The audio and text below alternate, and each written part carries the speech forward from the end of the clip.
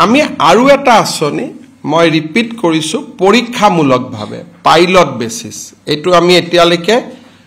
স্থায়িত্ব দিয়া নাই পৰীক্ষামূলকভাৱে আমি এটা আঁচনি আৰম্ভ কৰিছো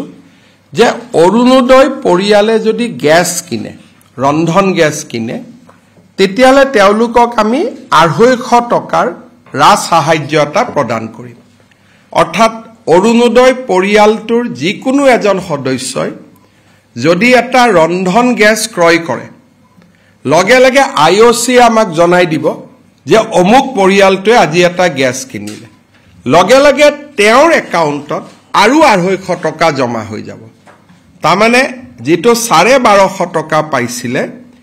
এতিয়াৰ পৰা গ্যাস কিনিলে যদি গ্যাস নিকিনে 250 টো না যায় যদি গ্যাস কিনে তেতিয়াহলে তেওঁলোকৰ পৰিয়ালটোলৈকে 250 টকাও সৰকাৰে ডেবিট কৰি দিব এই চিঠিখনৰ লগত আমি গ্যাসৰ কথাখিনি লিখিবৰ কাৰণে লগত এখন ফৰ্ম পঠিয়াম চিঠিখন যেতিয়া গাঁৱত তেওঁলোকে লৈ যাব চিঠিখনো দিব লগতে কব যে আৰু এটা আঁচনি আপোনালোকৰ কাৰণে আহিছে ডিটেইলছটো দিয়ক আমাক কি ডিটেইলছ লাগিব অৰুণোদয় পৰিয়ালটোৰ যিগৰাকী মানুহে গ্যাস লৈছে গ্যাস কানেকশন নম্বৰটো লাগিব তেতিয়াহে আইওসিৰ লগত আমি টাই আপ কৰিব পাৰিম যদি গ্যাস নম্বৰ নাথাকে আইওসি আমাক সহায় কৰিব নোৱাৰে গতিকে গ্যাস কানেকশন নম্বৰটো আমি তেওঁলোকৰ পৰা লব লাগিব তাৰ কাৰণে দ্বিতীয় পপত্ৰখনো ঘৰত লৈ যাব অৰুণোদয় পোৱা ভাল খবৰটো দিব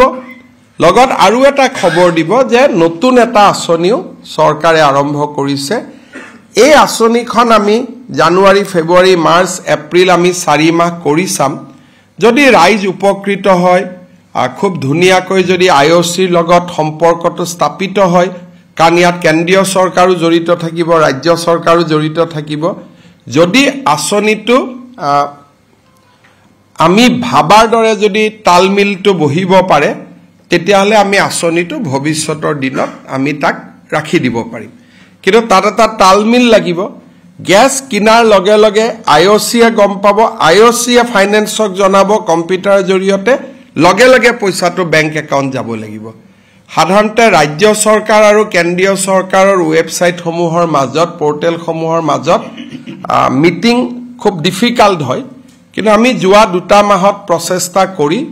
এটা পইণ্টলৈকে আহিছো আমি ভাবিছো যে ইয়াক আমি ৰূপায়ণ কৰিব পাৰিম আৰু যদি কাৰ্যতক হেতু ৰূপায়ণ হয় তেতিয়ালে অৰুণোদয় পৰিয়ালে পাব 1250 যিটো মাহত গ্যাস কিনে তেওঁলোকে আৰু 250 তাৰমানে এফেক্টিভলি এই গুটে আঁচনিটো 1500 টকালৈকে মাহত বৃদ্ধি হ'ব কিন্তু গ্যাস যিটো মাহত নিকিনে